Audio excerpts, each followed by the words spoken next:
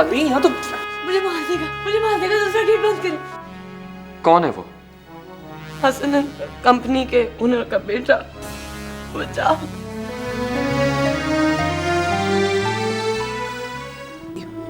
हाय हाय सलमा, इसका मतलब है कि तुम आलिया को कुछ भी नहीं दोगे? हाय, मेरा तो इतना बड़ा खानदान है, क्या सोचेंगे वो लोग? मुझे मरना कबूल है, लेकिन आपके बेटे से शादी नहीं करूंगी।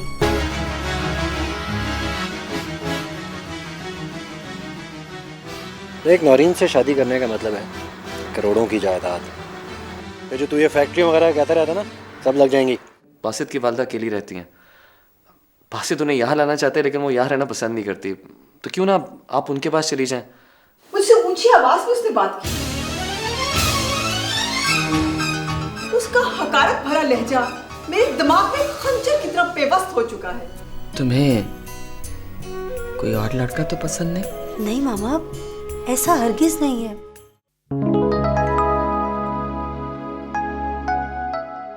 पहली नजर में कैसे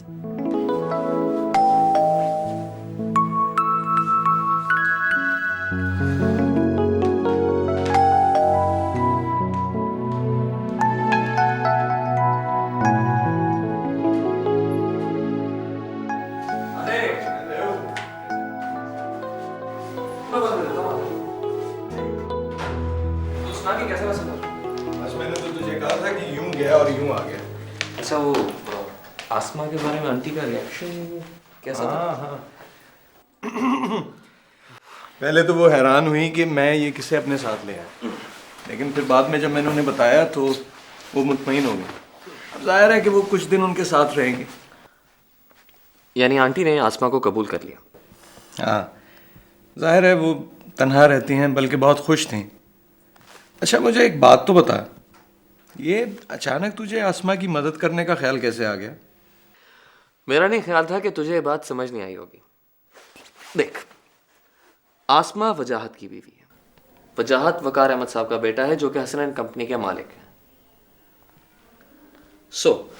ये आसमा हमारे बहुत काम आ सकती है, एक बहुत अहम हथियार के तौर पर। हमारे नहीं, सिर्फ तुम्हारे। इसका मतलब है कि जो मैं सोच रहा था तुम भी वैसे ही सोच रहे हो। लेकिन एक बात तो बताओ, तुम्हारे बॉस रिजवान शाह को इस सारे मामलात के बारे में पता है या तुम बताओगे? अरे नहीं यार, मैं गलती नहीं कर सकता भाई। यार, आसमा एक बहुत महफूज कार्ड है, जिसे मैं बहुत हिसाब के साथ खेलना चाहता हूँ। कोई पता नहीं, शायद ये कार्ड मुझे रिजवान शाह के अगेंस्ट यूज करना पड़ जाए। हालात का तो कुछ पता नहीं होता ना। और एनीवे, आसमा का यहाँ हमारे पास होना एक राज है, और ये बात राजी रहनी चाहिए। ठीक है फरीद साहब, जो आपकी मर्जी है आप वो कीजिए। सना, तुम दे।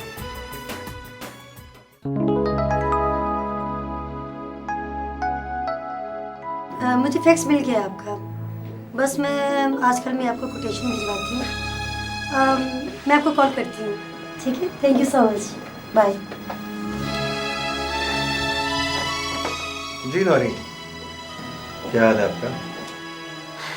मैं बिल्कुल ठीक। आप कैसे हैं? Very nice. मुझे तुम्हारा ये अंदाज बहुत अच्छा लगा है। ऐसी हंसती मुस्कुराती रहा करो, अच्छी लगती हो। इंसान को हर वक्त मुस्कुराना चाहिए, ख़ास तौर पर उन हालात में जब आपकी होंठों से कोई मुस्कुराहट छीन लेना चाहता। एनीवे, कैसे आए हैं आप? भाई, अगर ये कहूँगा कि तुमसे गपशप मारने आया हो तो जाहिर है तुम यही कहोगे कि बहुत मसरूफ़ हो। वैसे भी तुमसे जो बात करना चाह रहा हूँ उसके लिए माहौल कुछ सही नहीं है। कि बाहर चलते हैं? आज तो मैं बहुत बिजी हूँ। ऐसा करते हैं, कल मिल लेते हैं। कल मेरा ऑफ है, आप घर आ जाएं। नहीं, घर पे नहीं। जो बात तुमसे करनी है वो घर पे सही नहीं रहेगी। तो मैं शाम को फ़ोन करूँगा, कहीं खाने पे चलते हैं।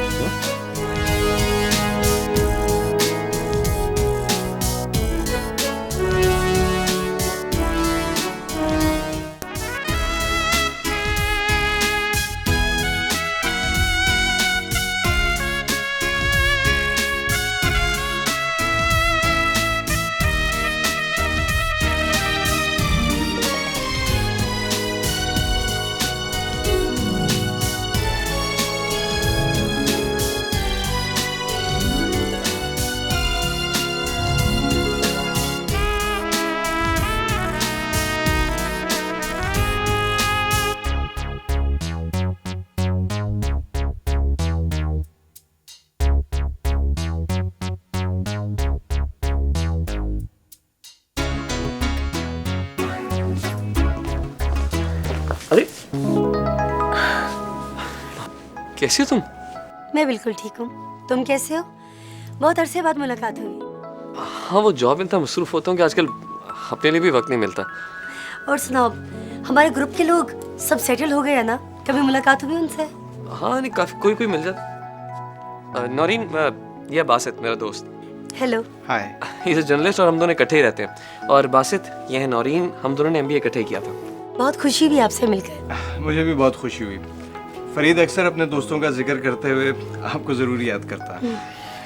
ओके, इस वक्त मैं जल्दी में, मेरी अर्जेंट मीटिंग है, फिर मिलूंगी। नौरीन, क्या तुम वाकई मुझसे मिलना चाहोगी, ये जानते हुए कि मैं शाह एसोसिएट्स के लिए काम करता हूँ? ये जानते हुए कि तुम शाह एसोसिएट्स में काम करते हो, और क्या काम करते हो? वही तो मैं कह रहा हूँ। देखो फरीद, हम दोस्त हैं और दोस्त रहेंगे। फिर मिलते हैं। हाँ, कॉल करूंगी तुम्हें। नंबर तो वही है ना तुम्हारा? Okay, see you.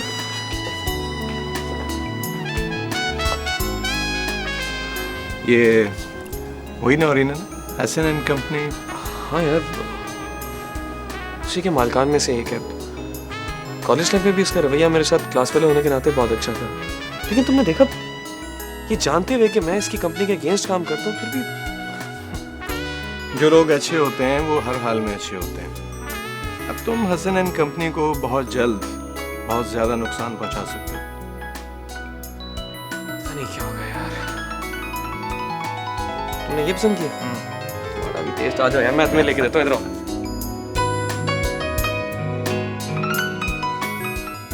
मुझे तुम्हारी मसरूफियत का अंदाजा है वकार। नौरीन बता रही थी कि कोई हरीफ लोग हैं जो हसन एंड कंपनी को नुकसान पहुंचाने के दर पे हैं। भाभी, आप इन छोटी छोटी बातों में क्यों परेशान हो रही? बिजनेस की दुनिया में तो ऐसा होता ही रहता है। कोई बड़ी हरीफ कंपनी सामने होगी तभी तो खुद को बड़ा साबित करने का मौका मिलेगा। ऐसा होता है। आप परेशान ना हो।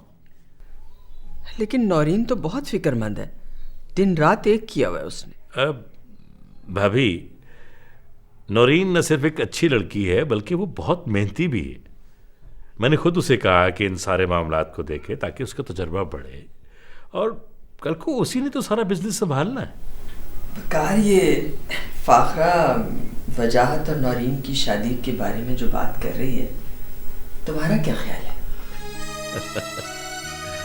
भाभी, सच पूछिए ना, मेरा तो ख्याल ये है कि बच्चों को खुद सोचने समझने का मौका देना चाहिए। वालिदैन को अपनी खुशियां और ख्वाहिशें उन पर मुसल्लत नहीं करनी चाहिए। 100% कोई ना कोई अच्छा फैसला ही करे। मेरा भी यही ख्याल है। तुम ठीक कह रहे हो। दोनों अपनी अपनी जगह सोचेंगे तो यकीनन अपना आप बदलने की कोशिश करेंगे। भाभी, मेरी तो दिली ख्वाहिश है कि वजाहत आपके पास रहे, उसे एहसास जिम्मेदारी हो।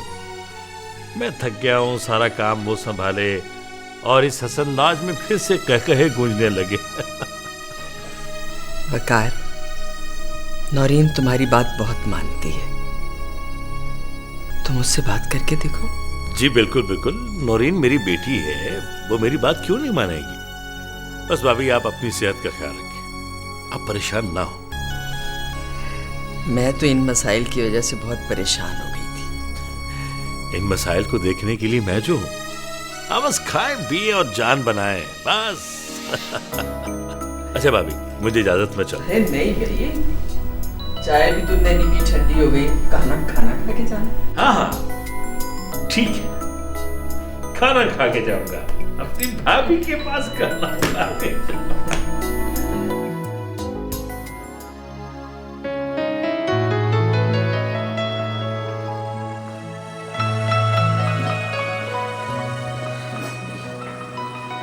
क्या पियोगी?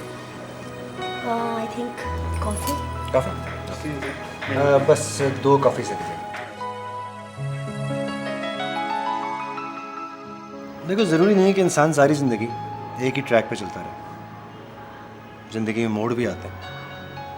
कई दफ़ा इंसान को ऐसे फैसले भी करने पड़ते हैं जिस पे उसका कोई इख्तियार नहीं है। देखो वजाहत, इंसान को कोई भी फैसला करते हुए ये ज़रूर सोच लेना चाहिए कि कहीं वो अपनी खुशियों की खातिर किसी दूसरे की जिंदगी में जहर तो नहीं घोल रहा? ऐसा तब होता है जब इंसान दूसरे को शक व शुबे की नज़र से देख रहा हो। मुमकिन है। खैर, आप बताइए, आपने जो बात करने के लिए मुझे यहाँ बुलाया। वो बात, देखो तुम्हें मालूम है कि मेरी मामा ने एक फैसला किया है, तुम्हारी और मेरी शादी का फैसला। लेकिन तुम ये नहीं जानती कि उन्होंने फैसला क्यों किया। सिर्फ मेरी वजह से। मैं जानता हूँ तुमने मेरी मामा को इनकार कर दिया, लेकिन फिर भी मैं तुमसे शादी करना चाहता हूँ। यही बताने के लिए तुम्हें बताया।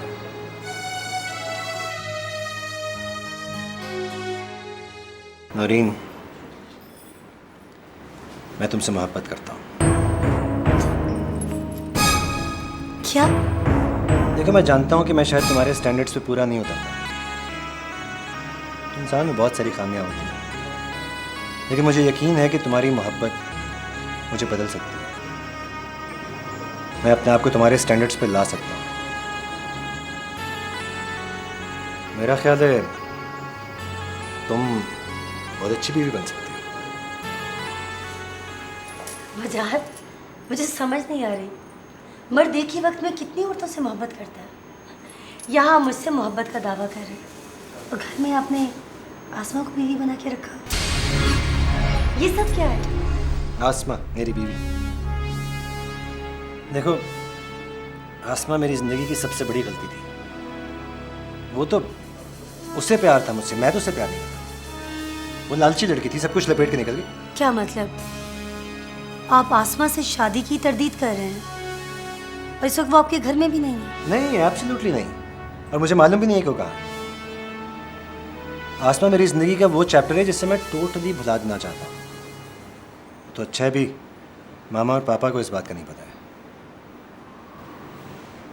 तुम मेरी मदद कर सकती हो। कैसी मदद? देखो, इससे पहले सब कुछ बिखर जाए, मैं अपने आप को समेट लेना चाहता हूँ। मैं जानता हूँ मेरी रेपुटेशन अच्छी नहीं है, मुझमें बहुत सारी खामियां हैं, लेकिन तुम्हारी मोहब्बत मुझे तब्दील कर सकती है। प्लीज मेरी जिंदगी में आ जाओ। मैं कैसे यकीन कर लूं कि... देखो प्लीज, अभी कोई फैसला ना सुनाओ।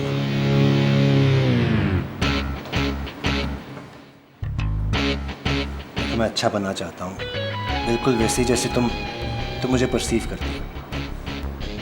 मुझे मौका दो, it will take some time, और मैं तुम्हारे फैसले का इंतजार करूँगा।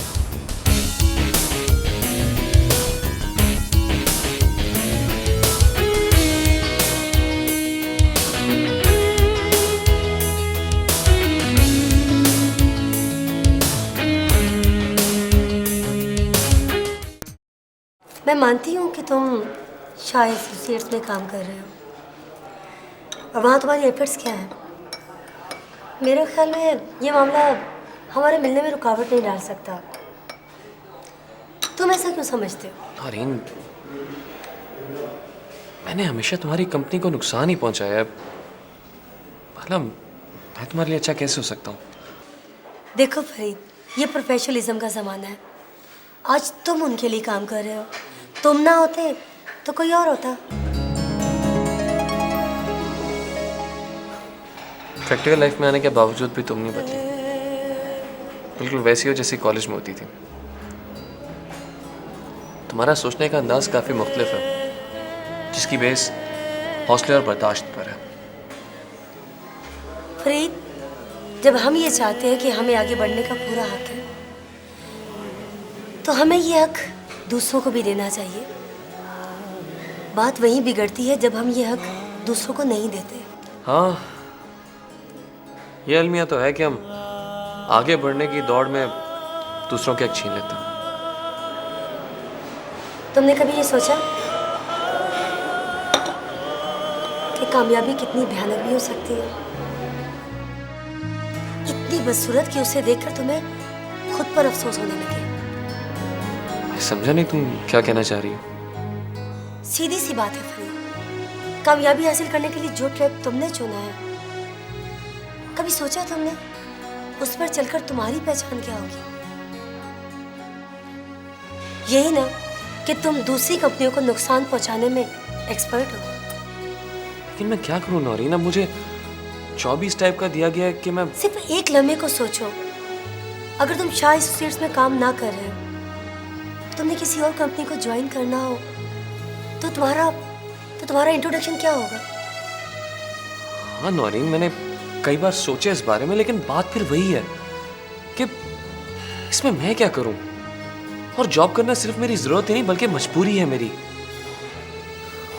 और मजबूरी इंसान को बहुत सी बातें नजरअंदाज करने पर मजबूर कर देती है। मुमकिन है मेरे हालात बदल जाएं और मैं अपने दिल और जमीर के मुताबिक काम कर पाऊं। फरीद, अपने अंदर के अच्छे इंसान को हमेशा जिंदा रखना।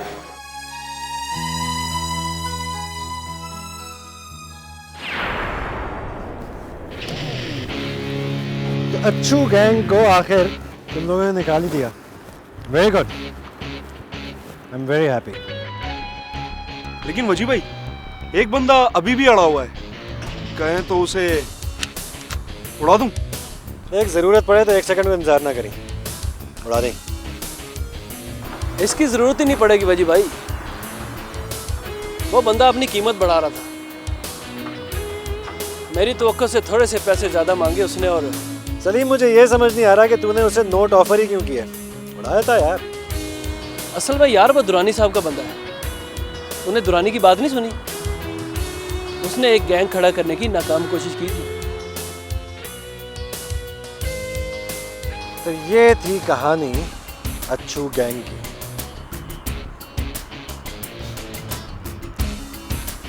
इस मुल्क का सिस्टम भी अजीब है यार, नोट वोटों में बदल जाते हैं और वोट नोटों में। सारा खेल ही नोटों का वजी भाई। दुरानी से मिले जाकर। यार लड़कों से बात कर लो, देख अगर लंबे नोट बना सकते हो तो ठीक है, तू जाके बात करी, मैं गया तो मामला बिगड़ जाएगा। ठीक है, सलीम इससे बात करेगा। ठीक है वजी भाई, जैसा आपका हुक्म। तू जा।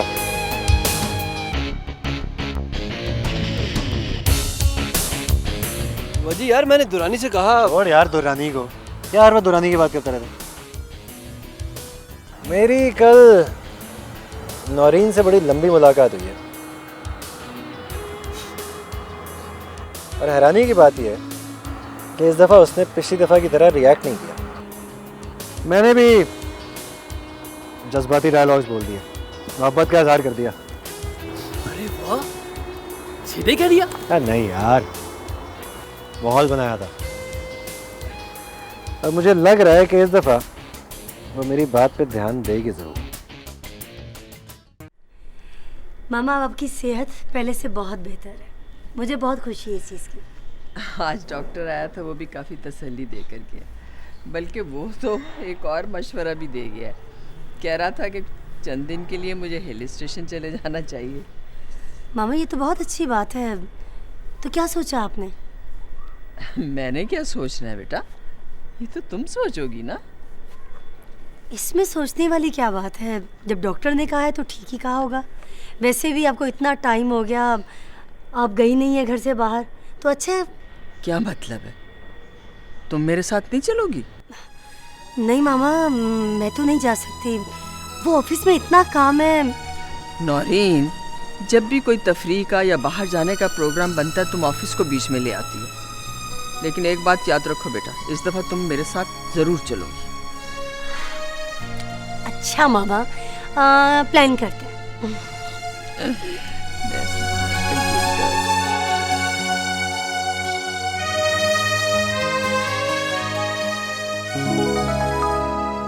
तुम जानते हो कामयाबी बदसूरत भी हो सकती है, इतनी बदसूरत कि उसे देखकर तुम्हें खुद पर अफसोस होने लगे। कामयाबी हासिल करने के लिए जो ट्रैक तुमने चुना है, कभी सोचा तुमने उस पर चलकर तुम्हारी पहचान क्या होगी? तुम दूसरी कंपनियों को नुकसान पहुंचाने में एक्सपर्ट हो। सिर्फ एक लम्हे को सोचो, अगर तुम शाह एसोसिएट्स में काम ना कर रहे हो, तुमने किसी और कंपनी को ज्वाइन करना हो, तो तुम्हारा इंट्रोडक्शन क्या होगा? सॉरी टू से, ऐसी पहचान से तुम गुमनाम ज्यादा बेहतर हो। गुमनाम ज्यादा बेहतर। यार फरीद, तूने इस मैगजीन में आर्टिकल पढ़ा है, बड़ा जबरदस्त है। एक्सक्यूज मी, ये तुम क्या फीसा औरस बने बैठे हो? नौरीन से मुलाकात किसी लाइब्रेरी में हुई है या फलसफा ज़ेरे बहस रहा है? नहीं यार, ऐसी कोई बात नहीं है। कोई ना कोई बात तो जरूर है जो तुम यूं मुराकबे में यकसुई से कोई अख्ताल कर रहे हो। मैंने कहा ना यार, ऐसी कोई बात नहीं है, बल्कि उसने हकीकत ही कही है। अच्छा तो फिर जल्दी से मुझे भी बता ताकि मेरी भी आंखें खुल जाएं। सिर्फ मैं मजाक के मूड में नहीं हूं यार। मैं जिस रास्ते पर चल रहा हूं, जो मेरी शोहरत बन रही है, क्या वो ठीक है? कल अगर मैं रिजवान शाह के लिए नहीं काम करता तो? वाकई नौरीन बहुत ज़हीन औरत है। मैं समझ रहा था कि वो तुमसे ऐसा ही कुछ कहेगी। क्या मतलब? भाई देखो, उसने तुमसे यही कहा होगा कि चाहे तुम जहाँ मर्जी काम करो, उससे कोई फर्क नहीं पड़ता, बस तुम अच्छे बन जाओ वगैरह वगैरह। उसने यही बातें कही हैं, लेकिन तुम्हारा मतलब क्या है? बेवकूफ़ आदमी, तुम एक प्रोफेशनल आदमी हो, तो क्या वो प्रोफेशनल नहीं हो सकती? उसने बड़े तरीके से तुम्हें मुंतशिर कर दिया और तुम एक ही हल्ले में उसे मुतासिर हो गए। देखो बेवकूफ़, वो हसन एंड कंपनी के मालकान में से है। वो कब ये बर्दाश्त करेगी कि अपने दुश्मन को सही बात बताए? नहीं बासित, वो ऐसी नहीं है। मैं तुम्हारी बात मानने से भी इनकार नहीं करता, लेकिन बात उसकी भी ठीक है। मेरी मेहनत, मेरी जदोजहद का हासिल क्या है? मेरी पहचान ना। अगर मेरी पहचान ही अच्छी नहीं है तो क्या फायदा फिर? दोबारा कुछ भी नहीं किया जा सकता। इस वक्त तुम मेरी बात समझ ही नहीं सकते। यार मैं तुम्हारी बात से भी इनकार नहीं करता, लेकिन बात उसकी भी ठीक है। देखो, आज मैं जिस तनख्वाह पर रिजवान शाह के लिए काम करता हूं, कल अगर इसमें मामूली से इजाफे के बाद मुझे रिजवान शाह ही के अगेंस्ट काम करना पड़े तो ऐसा कौन करता है यार? क्या यही मेरी पहचान होगी? हाँ तो वो कोई भी बंदा रख लेंगे, वो अपना काम तो नहीं रोकेंगे ना। कंपनी किसी का इंतजार नहीं करती। तो फिर मुझे भी कंपनी की परवाह नहीं होनी चाहिए, और अब मैं नहीं करूंगा। तो फिर ये घर, ये हैंडसम तनख्वाह, ये गाड़ी, ये सब कुछ, इन सब चीजों की मुझे कोई परवाह नहीं है। मुझे खुद पर इतना एतमाद है कि मैं ये सब चीजें दोबारा हासिल कर लूंगा। देखो फरीद, इस वक्त तुम जज्बाती हो रहे हो और जज्बात में किए हुए फैसले हमेशा गलत होते हैं। मेरी बात गौर से सुनो। उस वक्त तक जॉब मत छोड़ना जब तक इसका कोई और हल ना निकल जाए।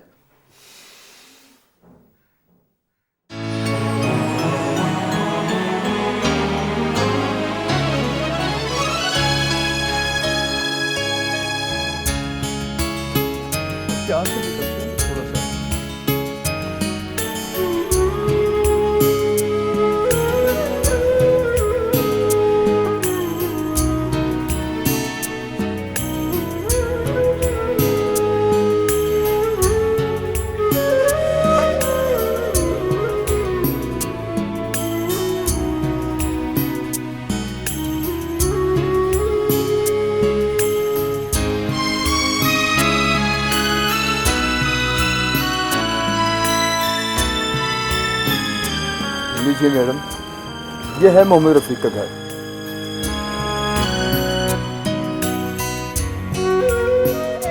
तुम जाओ।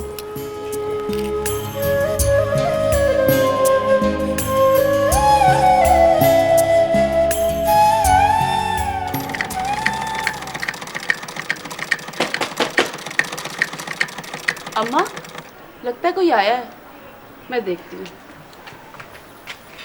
कौन?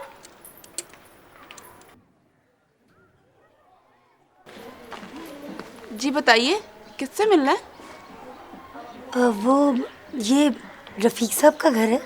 हाँ, लेकिन आप कौन है? उनका नाम सलमा है। हाँ, लेकिन आप कौन है जो सवाल पे सवाल ही किए जा रही है? बताती हूँ।